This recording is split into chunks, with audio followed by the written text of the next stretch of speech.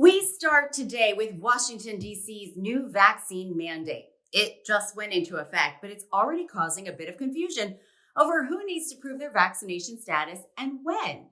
The mandate, which went into effect on January 15th, requires everyone 12 years old and older to prove that they have had at least one dose of the COVID vaccine in order to go into, it's a long list, restaurants, movie theaters, libraries, gyms, concerts, conventions, and so on.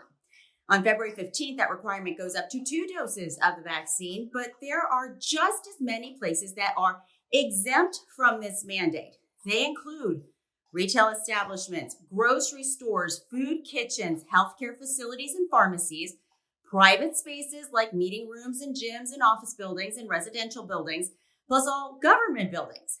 There are also exemptions for people who are just running into an establishment to use the restroom or to pick up to-go food.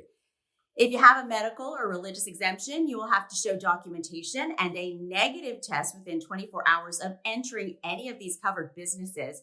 You will not have to prove vaccination, though, at any of the district's many museums because the order focuses on places where people, quote, congregate rather than move through.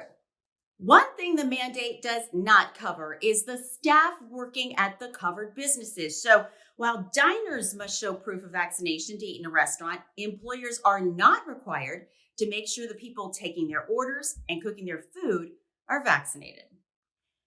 Federal contractors may no longer ask applicants about their criminal history until a conditional job offer is made. This rule went into effect for the federal government last December. Now, any company working on government contracts must follow suit.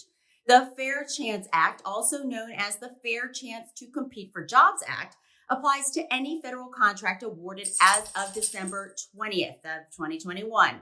The new rule applies to contractors working on both the civil side as well as defense.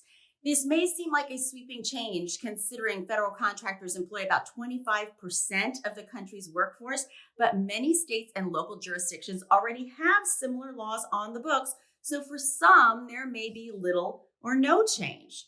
As with other ban-the-box laws, there are, of course, some exceptions. Anyone applying for a law enforcement position or a job with access to classified financial or national security information or access to vulnerable groups will have to disclose any criminal history during the application process. Employers in New York City need to be thinking ahead because in a few short months, the city's pay transparency law goes into effect. Starting in May, New York City employers will have to include a salary range in all job posts from the lowest possible pay rate to the highest. According to the new law, failing to do so is considered an unlawful discriminatory practice. Several states already have similar requirements in place. They are California, Colorado, Connecticut, Maryland, Rhode Island, and Washington State.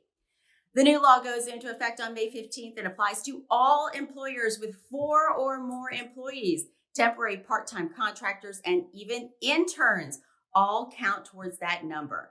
There are a few details that are still being worked out, including whether salary means just base pay or benefits as well. Do employers based in New York City need to include the salary numbers if hiring outside the city where there's no similar legislation?